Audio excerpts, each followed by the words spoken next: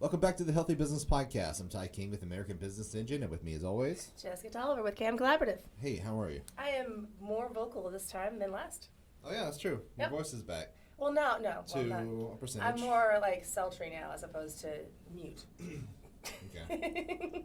This wild weather that we have in Arkansas is making my sinuses crazy, so I'm a little stuffy today. So I deal with high-risk clients, so I went and got tested for everything, and let me tell you, having your brain swabbed and your throat swabbed and your kidney swabbed at the same day was kind of invasive. I think a regular brain swabbing is in order for everybody. But I'm all clear, so we're good to go. Good. Hey, we have a topic. Do we? I don't know. You said you did. Oh, I thought you said we have a topic. No, you said you're excited and you had something to talk about. Oh, no, I thought you said we had a topic. I was excited. Okay, well, we can talk about something. Let's see. How to deal with, how to operate in business when the crud's going around. I mean, especially this post-COVID world. And we're dealing with an entire different mindset of people in business, and the spectrum is much broader than it ever was before. It used to be you in the 60s, 70s, somewhat of the 80s, and even a little bit into the 90s, you were like, I don't care if you're bleeding, you bring your spleen in a jar, and you're still wearing oxygen. You show up and you get in your cubicle, or you show up and you do the thing, and if you don't work, then that was a judgment on your quality as a person.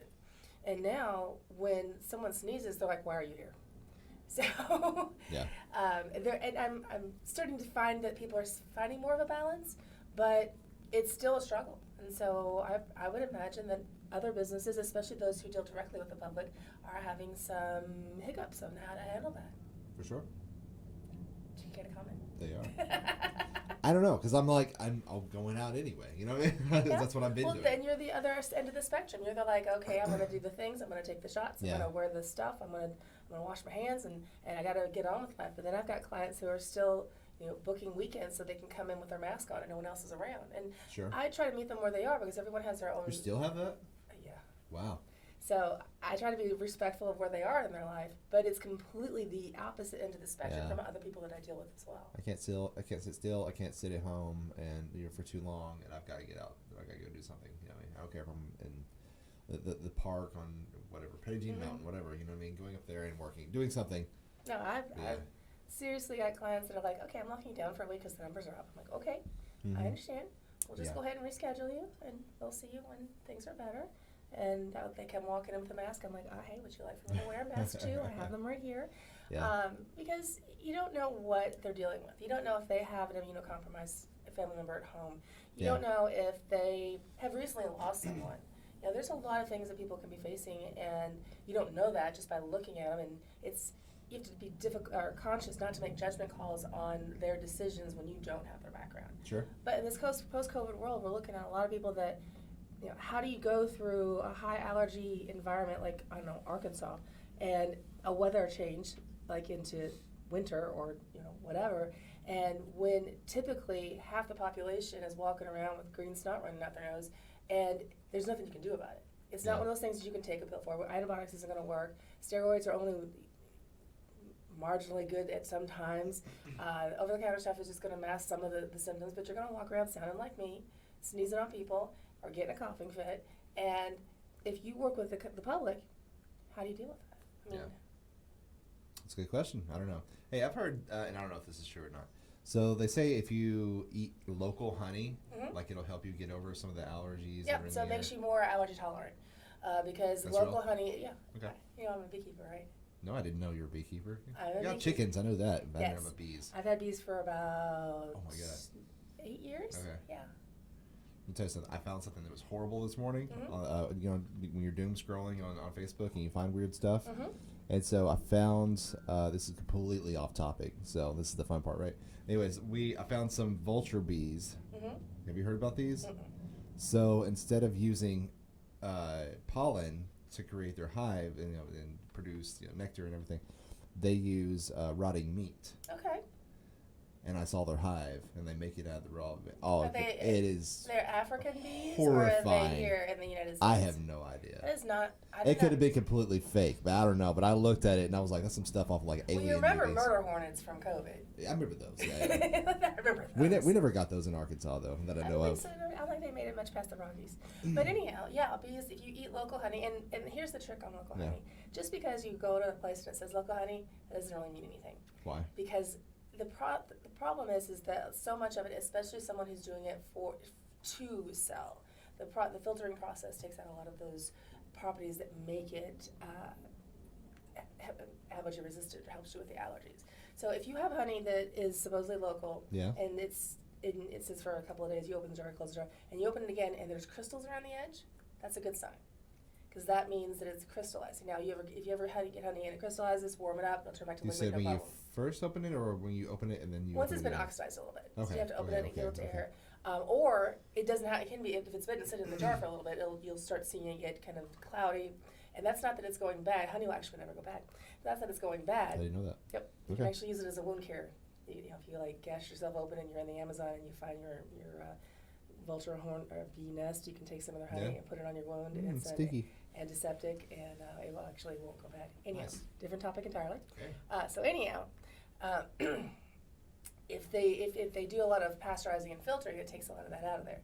But when it crystallizes, which is what honey is supposed to do, is become in more of a hard state, then you know it's real raw local honey, and you need that raw honey.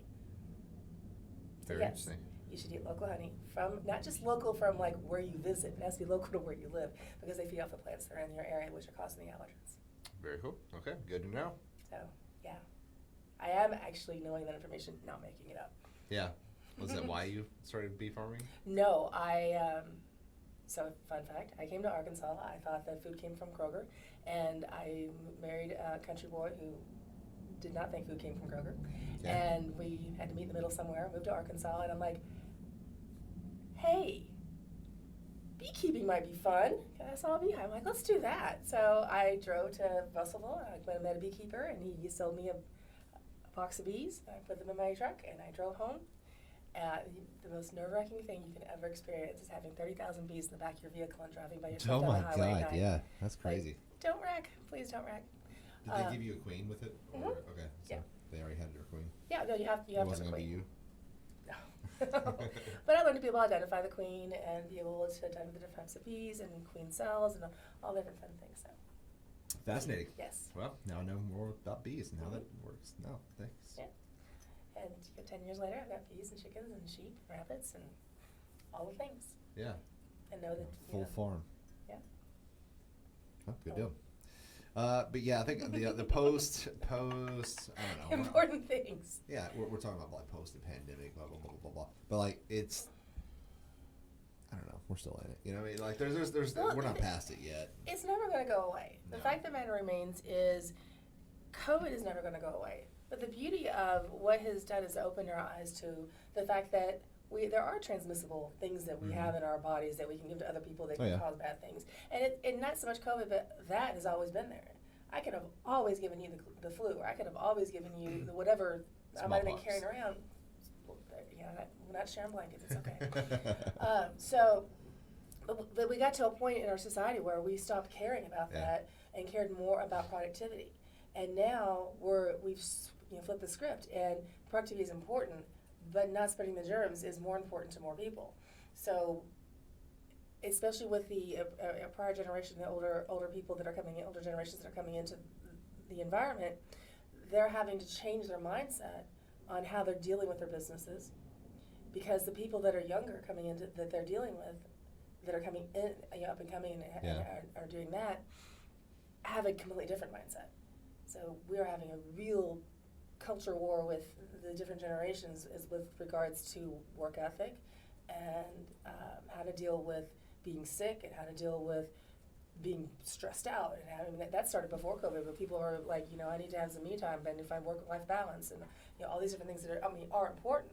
But we went from no work-life balance. You have work and you farm out your family, You get your nannies, you get your whatevers, and then you have your affairs and get divorced. To now, we're like people are focusing on themselves and focusing on their family and prioritizing that over their work. Yeah.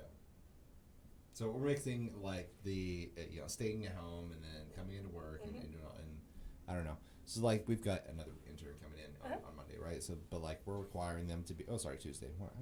Days all over. I need an intern. Yeah. You need an intern. You do. I do. I'm telling you, you need to go with us and then get you some interns. They're I can put them to work in technology. I got the most technologically advanced massage studio on the You planet. do have a lot of technology in here. I mean, like, honestly, you do. A lot of tech stuff. Yeah. Don't put it all on Josh. You can have an intern for free. There we go. I need an intern. We may need to talk about that later. Yeah. All right. So anyways, requiring them to like be with us, and so which was like, we're constantly running around. You know what I mean? Mm-hmm. If we're not here, we're at the hub, or we're at a coffee shop, or at a restaurant, or we're jumping around to ribbon cuttings at the chamber, and so like it's constant moving around. It's not just coming. It's either work for home or coming to the office. Like we're mobile. We're everywhere, and so it's a lot of being able to move around. So it's kind of a shock to people that have been used to just being able to work from home, whether you've been selling insurance on the phone for the past 2 years or whatever, you know what I mean, because a lot of people jumped into that. So yeah, it's kind of a shock, but I mean, like I don't know, I'm just like, yeah, we'll work with you, you know what I mean, but you got to break into this, you know what I mean, we got to get back out into the world. Well, and that's one of the things that happened over COVID, and God love my husband, but pre-COVID, he had a much better communication style because we worked really hard on it together, because otherwise I would have murdered him in his sleep. And we learned to talk to each other, and we had a nice solid marriage. Then COVID happened, and he goes into his home office and he works. He's in tech, so he got to work nonstop. Yeah. He goes into his office and he closed the door and he works 60 hours a week in his office talking to his computer screen or nothing at all. And then he comes out post-COVID or going into the world, and he has absolutely zero ability to talk to humans. Yeah. And he's talking to people like they're the computer screen. And it's like, you don't have that mute button when you're in the real world. You can't just turn that screen off when you're in the real world. Right. And, he's had to really adjust and get back to that point where other people have words to say too. Okay, let's not make it all about me, because when you're on a screen, you can just keep talking and the microphones cancel people out, and you may be talking over someone, but it doesn't come across the same way as it does in person. Yeah, for sure. So, to that point, that actually was a point based on your point, is that everyone's dealing with that. Everyone has had that forced separation from community by having the work from home option, by having those distant requirements, by having it almost being a virtue to stay away from people for a long time, to now we're getting back in the world and we're having to have the face-to-face, we're having to have the on-sites, we're having to have that human interaction, which we need. But the pendulum went so far one direction that we're really having to coddle people back into, it's okay, humans are safe, it's fine. Yeah, for sure. I was gonna say we talked about VR before, and so we created this. I made. You can this, brag on yourself. You can be like, hey, I made something. No, I've been building in what Zuckerberg called the metaverse. You know what I mean? And so I've been building in there. So I built a networking event or networking world, they're called worlds. And so you have like a plane, but it's only so many squares, but so many squares is the grid that you built with, right? And so you have so many assets that you can use. Basically, they're all geometric shapes, and you have to bend them to make it into whatever shapes you want to. Like you can make trees out of a tube, and then some triangles for leaves and branches, stuff like that. So anyways, they're continuously working on this stuff, but it's like, so I've invited some people in there and like just been testing it out and like walking around in other worlds and seeing how people interact. And like there are a lot of people that still haven't left out, like you said, since the pandemic. And it's kind of weird and awkward, but in there even you can mute people. You can like hit their little sign, the sign that has your name on top, and you can mute them and not have to listen to them anymore or kick them out of your view. But it is still very weird because I guess the spatial like 3D visual, even though you're an avatar, you're like a cartoon, you don't have any legs, and like you're floating past you, like it feels kind of weird, like there's an actual person moving past you. But people just move right into it after it was being weird, for a few minutes. Like they move right into it and have normal conversations, and some weird conversations. I'll say that much too. There's a lot of thirsty people on VR. It's weird. Like, that's an avatar. That's a cartoon. So anyways, we're not gonna go into that. But that's it's yeah, but like somebody will be into a crowd, like you'll go into a crowd of people, all these avatars are standing around, they're all talking about whatever, just weird, how the difference between Delaware and, Iran or something like that. It's weird. And somebody will sneeze, and like you'll visibly see everybody like moving out, still, funny, yeah. because they feel like you sneezed right beside them. They're like, "Oh yeah, no germs in the metaverse." I forgot, and so it's hilarious how like it's still in our minds, no matter where you are. Well, I mean, I still see avatars with masks on. It's like your avatar full on doesn't need a mask. Promise you. Yeah, like, yeah, you're good. Maybe you. Okay, Yeah. I'm gonna meet you there. That avatar is okay. But yeah, It's like when they were putting them on the statues and the monuments around. People are awesome. Like mascot Martin Luther King, and it's like, dude, I've been dead for a while. I'm good. Worry about yourself, please. Well, to that point, Buddy Bones, first Halloween after that was all going on, he wore a mask. Mm-hmm. He's a plastic skeleton. Yeah. He wore a mask He's kind of a party animal or stuff. It made people more comfortable to see him in a mask. Are you serious? A skeleton? A plastic skeleton made people more comfortable to see him in a mask than without. Okay. All right. I mean, that was also right at the beginning. It's not. It's God. People are so weird. It's so like, yeah, I know, and like I know all of this involves like everything we ever talk about it revolves around psychology, and that's all marketing and stuff. Like I was telling people all the time, the best class I ever took was not any marketing class or how to use Illustrator. It was social psychology, because that will tell you why you think the way you do, why other people think and act the way that they do. And like you can, it's so amazing just to study a group of people and how they interact. And like if you throw one stressor out there, see how everybody just either scatters or goes to it or attacks it or like tries to, I don't know, do something to where they can adapt to it. So I have a massage school, and I opened it because I felt like the other school options in the area didn't offer a technical option. And I'm a very technical person. And I would say a good 50% of the things we go over each day is psychology, is working with the brain, is the neural factor of what's happening. And I tell people that if the brain isn't on board, the body will not follow. Yeah. So when that person comes in, you need to make sure you listen, make them feel heard. Make them feel heard on their level. They can't expect a client to come to you. And I have a teaching clinic Monday, Tuesday, Wednesdays. When I see clients on those days, I also see them with a student. So I'm still working with my clients, but at the same time I'm talking to the student about what I'm doing. And the clients know that that's going on. So I'm doing things, I'm letting them into the secret circle of my mind. I'm saying, okay, well, I'm touching them here while I'm doing this because that tells their brain that they're safe. And everyone's like, oh, that's interesting. You don't think about things like that. So I'm constantly, to your point, dealing with the psychology of what people are thinking as much, if not more, than the craft that I do. Right. No, for sure. I understand. I mean, you do as well. So with the marketing and all of that. You just don't do it as much in person with touch, but you do it definitely with the marketing and for sure. All that. And you made me think of something. And here's, I guess, our weekly hot take of ties. You know what I mean? the tie hot take. We need to do the hot sticky tie take. Yeah. We need like a. I know a warning light. Yeah. So, crumble cookie. Have you ever heard about this? I have not heard of a crumble cookie. Crumble Cookie is a franchise that is all across the United States. And here's what they do. They take the same basic ingredients that you make homemade cookies with, flour, sugar, water, the works. The usuals. The very, very, very basics. Or nope. Belize milk from a sacred cow. And they're not even like, the flour is not extracted from a special part in India or whatever like that. It's none of that. It's just bleached white gluten. Yes. They went to the same food distribution place, bought the same flour that you buy in the store, and they make cookies in their shop. But how they get you is that they double up on the amount that they make a cookie. So like normally a cookie would be about like that. About a tablespoon. Yeah. So they do 2 or 3 tablespoons and make them extra thick.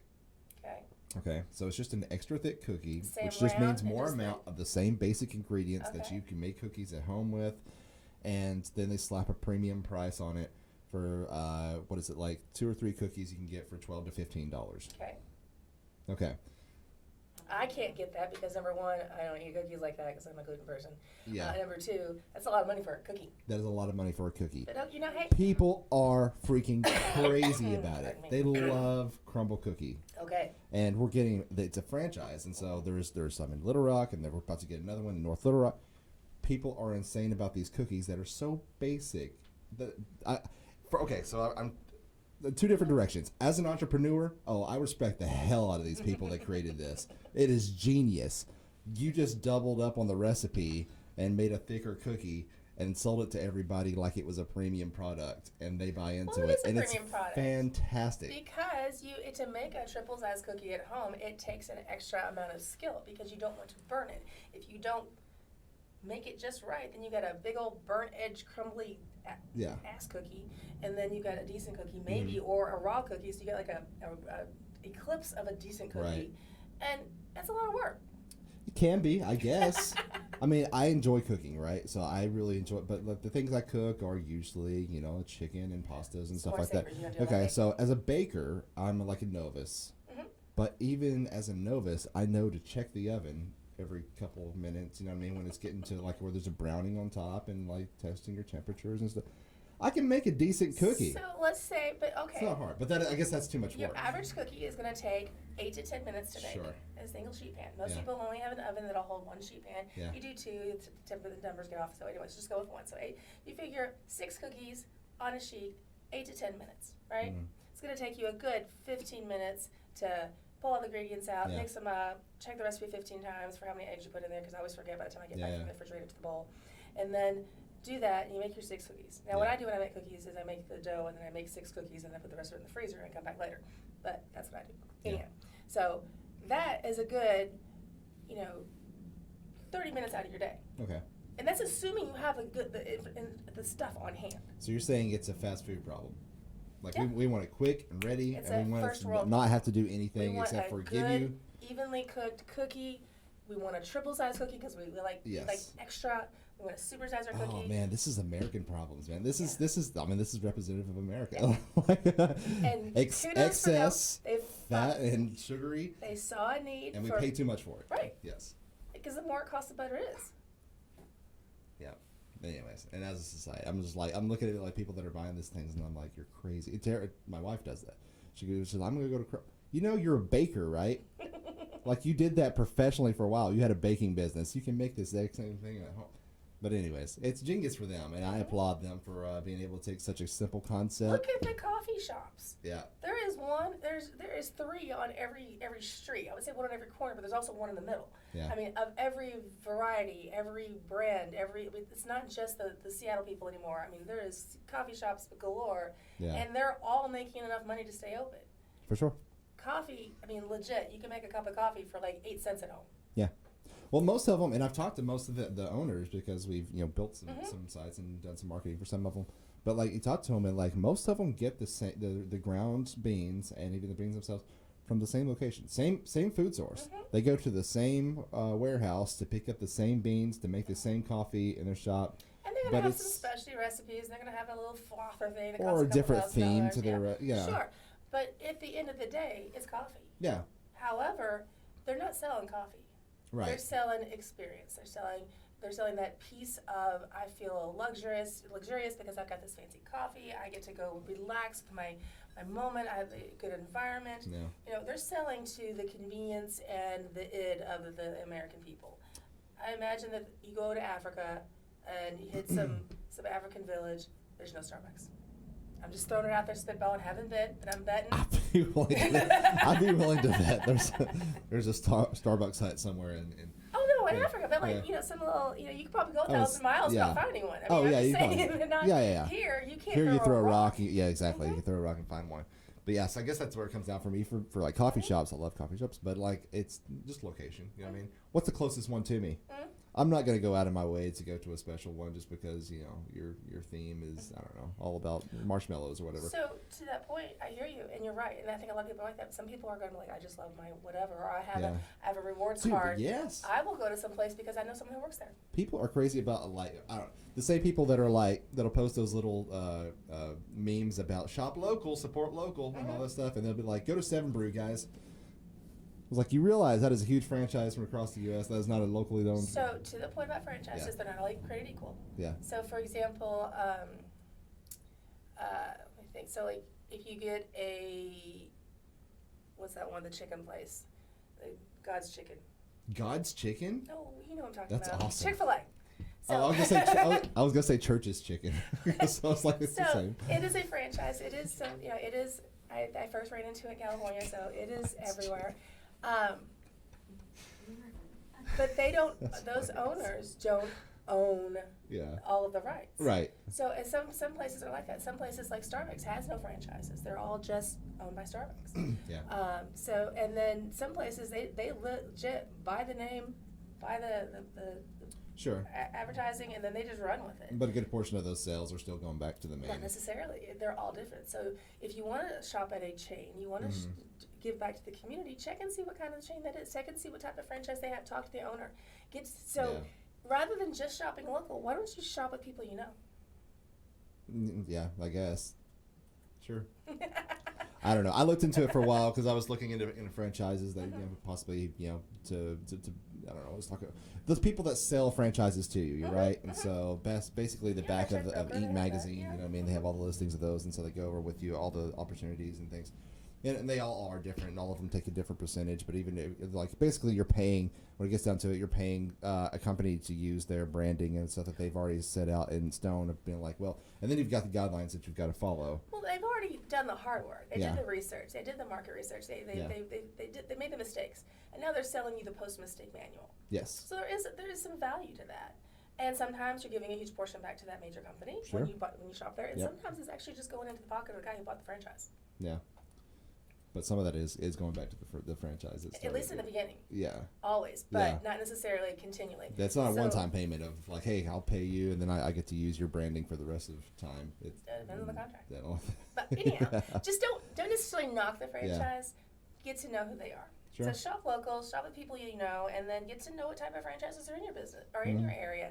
If it's a coffee shop and it's Bob's Coffee, and you go there and you find out that everything is great and fine, he has 2 kids, he's doing his thing, great, shop local. If you go to a more of a chain type place and you realize that it is a national chain owned by a national company, make a decision. Is that someplace you want to spend your money or not? But either way, you're creating revenue at a place that hires individuals that live in your town. Yeah. For me, I just don't care. I'm just going to your coffee shop. I prefer local over Starbucks and stuff because I can definitely taste the difference. Even though they're buying from the same place. I saw that because I put that on I did. How is it? It's good. It looked so good. I'm like, hey, it was the first time I ever saw that flavor. I put it out. I'm like, yeah. So when I saw it was missing, I thought, I'm going to ask. Okay. Cool. Yeah. I went out of my usual spot that I pull from, and I was like, ooh, that sounds good. So put that I one do in there. sometimes when I'm waiting for the tea because I brew tea for my clients, I rearrange them. But I trick you into taking a different flavor. Some shops I care who owns it. Some shops I'm just like, hey, I'm just trying to get in, get some coffee, sit down here and have this meeting, and I just need a nice quiet space to do that at. And in a coffee shop, and like when you think of coffee shop, like there's a certain standard aesthetic that you have in your mind. Like a lot of people talk about Nexus over here, right? And the owner. A lot of people know the owner. I've never met the owner. I don't know. I don't care. And it's a nice place to sit down and just have meetings every once in a while. Fidel and Company, and then I didn't know there was. I mean, I knew there was an owner, but I didn't know there was. I didn't know anybody owned that store. I didn't know. I didn't know if it was like a person you could meet or like a company, because sometimes corporations come in and do things like that. No, it's somebody. See, like Brittany knows her. See, like lots of people are like, hey, so and I've never run into her. We do our coffee date over there sometime, and you can introduce me to the owner. There you go. I like meeting people. There you go. They have a new roasting in-house too. Cool. Roasting in-house. Yeah. I had a massage therapist friend of mine that does his own roasting. I'm like, that's a lot. He was going through the process of house, and I'm like, no, not me. Go, dude. And he gave me some coffee. It tasted good. I'm like, that's a lot of work. I guess if you it's got like making your own beer. I'm staff not to be doing able to do, yeah, for sure. Oh my God, I've been to those tours too. Some of the local breweries, and they take you through there, like how they make beer and everything. I was like, wow, that's fascinating. Well, thanks for doing all that work, so I can just drink it. So I can just sit down and order it. Exactly. And then be mad when you don't get my order right. And make it your giant cookie. Yeah. See. Yeah. It's consumerism and capitalism. We're built on it. Yeah, we went way off the rails. I don't know what we're talking about anymore. Well, we started out talking about being sick, and then we went to Di's Hot Sticky Complaint of the Day. Yeah, that was the complaint of the day. That's all right. I don't know when it ended, but it was there. We gotta bury it in the middle so people keep listening. Yeah. and then put a stinger at the end of something else, and be like, you got to stay at the end. You never know. You never know. Yeah. So interesting. I was overthinking life like I do. Yeah. And at the end of podcasts, I don't know though. I don't like listen to podcasts to the end, which is exactly opposite of what I'm getting ready to talk about. At the end of podcasts, they usually say produced by, filmed at, blah, Yeah. blah, blah. Do we do that? No. Oh, we should. Okay. Like just some credits that roll, like the end of the movie? No, you just say, usually one of the hosts reads them off, and it's just about 15, 30 seconds. Yeah. I mean, obviously, we're not going to do hair and makeup because that doesn't happen. But you can do produced by, recorded Oh, you're talking at. about like the heavily produced ones where like they have a script that they read and Yeah, well, it's it's edited. actually pre-recorded. They just Weird. tag it at the end. But Yeah. something like that might, I don't know, be fun. Okay. So I guess we have to write down who is producing this. Technically, I think it's you. Okay. Filmed at Cam Studios. okay. Cam Collaborative Studios. Is that Well, what you said? actually, I don't know. I've been kind of playing with it because Cam Complementary Alternative Medicine can also mean Complementary Alternative Media. So it could be Cam Media. Cam Media. All right. Cam Media Studios. Just one word, no space. I don't know. I've been playing with it. Cam Media. That is the mind of an entrepreneur, always thinking. Yeah. Always doing stuff. How to improve, how to put some more shine on that mousetrap. So I have a problem with that. So I've got like the where I have too much. I always get too much on my plate, and that's because I've done it to myself. Because I've tried to dive into too many things at once. And 100%. yeah, and all that stuff. Yeah. And so delegate. So 2023, one of the goals is learning how to delegate some of that stuff away, and don't dive into everything. Don't dive into all of it. You know what I mean? Just I got a podcast episode I need you to listen to. It's about delegation. okay. I'll send it. Great.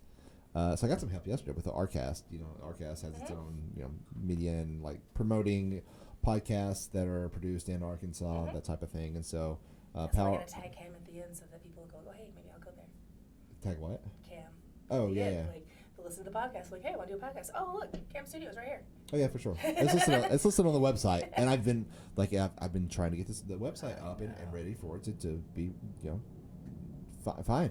Anyways, we were going to relaunch with the full all the categories and everybody that's producing in Arkansas. Man, there are so many podcasts, and there's more popping up every day. Hard to keep track of, but like I have just been like slammed with actual work and preparing for taking on more people to work with us and that type of thing. Anyways, got some help yesterday from Power the Pod, which is a podcast producing company in Arkansas. So yes, they're going to be helping out, putting out content and stuff. It's like, oh, thank you so much. So yeah, good. A little cross promotion and help and great. Yes, 100%. yeah. So it's needed. Anyways, anywhere else you want to take this show? Yeah. No, I think Okay. I think the takeaway from this that we talked about mostly is about being mindful of the people that you're dealing with. Because you're sitting here, even in your little rant there, I still saw the other side of that and being mindful of that owner because you don't know how much investment they have. You know, it may be a chain, it may be a wheel or a cog in the machine. We don't know. So find out. Shop local, but meet local, mingle local. Mingle local. Okay. Unlike your and mingle in the metaverse or whatever also, but mingle local. Okay. Get to know who your actual neighbors are, even if you shop on Amazon. Yeah. You're not buying from them on Amazon. Is that what you're saying? Maybe. You know, I I'm know people confused. that I've talked to that have certain types of businesses, and for various different reasons, they're not someone I shop from. However, I've learned about their type of product or service that they offer. Oh, yeah. I 100% still buy from, like, Amazon and Sam's and, yeah. But that doesn't mean that I can't then be a referral partner. That doesn't mean I'm not going to go to them for assistance when my Amazon product doesn't work properly. Yeah. And we can still work together, even though I didn't make that initial purchase from them, and vice versa. So we can still support the community by supporting the people that are in the community, even if we're not always shopping from them. You can also just be an advocate and a friend. Sure. Sounds good. Or you can just call them evil capitalists and boycott them.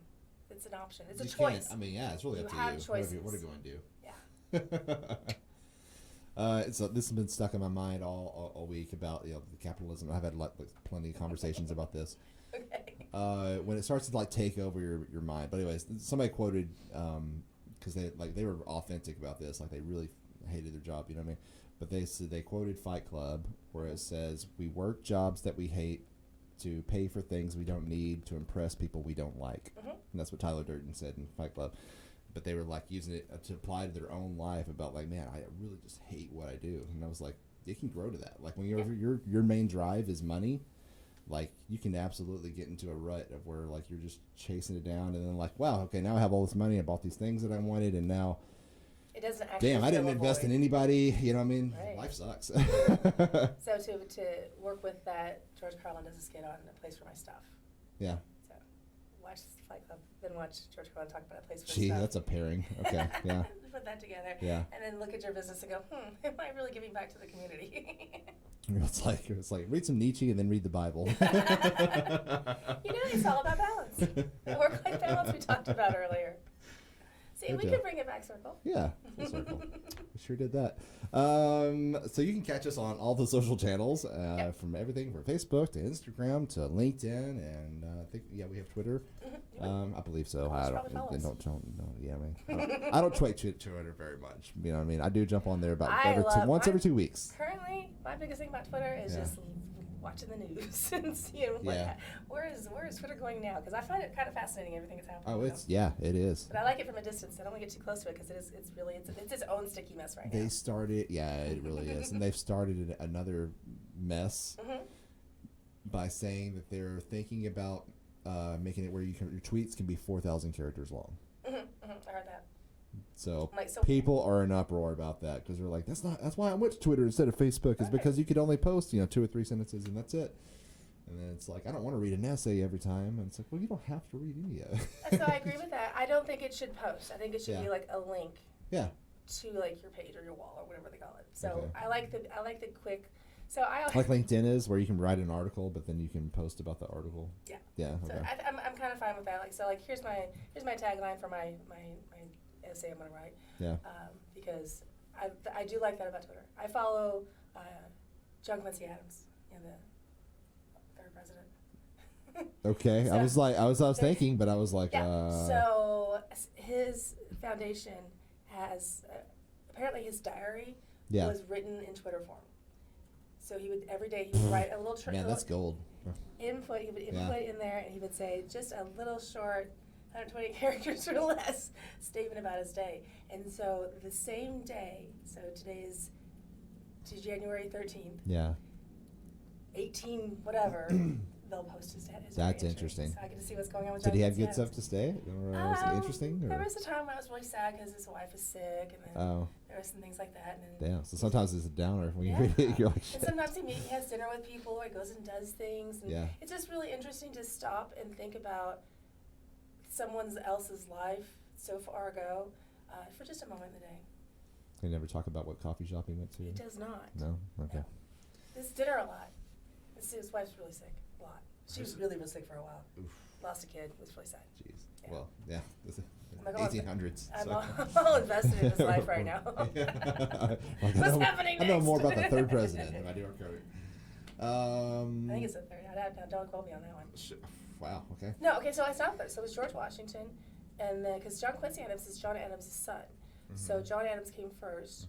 So it would have been like the 5th president. Okay. Carver or something? Carter, and he was like. Oh, not Carter. 20 years ago. Yeah, I know that. Carver. John Washington Carver. Anyways. I'm not familiar with that. I don't know. President. But then again, I'm not knowing all of them. Next week, we're doing a history lesson. Yep. We'll have a historian with us. And I'll be like, you just listen while we talk, and then you just interject whenever we're really wrong. At the end going, they were wrong about everything. Oh, yeah, for sure.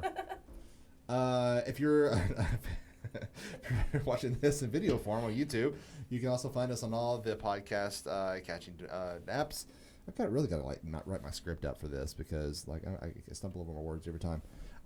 And if you're an audio listener, you can find us on YouTube by searching for the Healthy Business Podcast. And as like I said, you can find us on all the social channels. Also on Patreon. So patreon.com/the Healthy Business Podcast. Patreon.com/the Healthy Business Podcast. There it is. And you can support us. You can Hopefully get us there'll be a link in the show notes. Yeah. You can get us coffee with your franchised coffee shop or whatever you want to do, or get us a coffee cup here. Yeah. Yeah. We'll sell out. You know what I mean? Eventually. It doesn't take much for me. No, I'm easy. I'll do a lot for coffee. Goes a long way. But also, like and share. Make a comment. Like, star review. share, comment, review. What else do you want to do? Like, All share, things. subscribe. That's a good one. Yep. Stand up, turn around, sit back down. Pat your head. Yep. Have your tummy. All that. Yeah. Rub Get tummy. a video of it. All that. Post it on our socials. Yeah, for sure. We'll give you a shout out. Hey. Anyways, until next time, you want to say goodbye? Bye. All right, and keep your business healthy.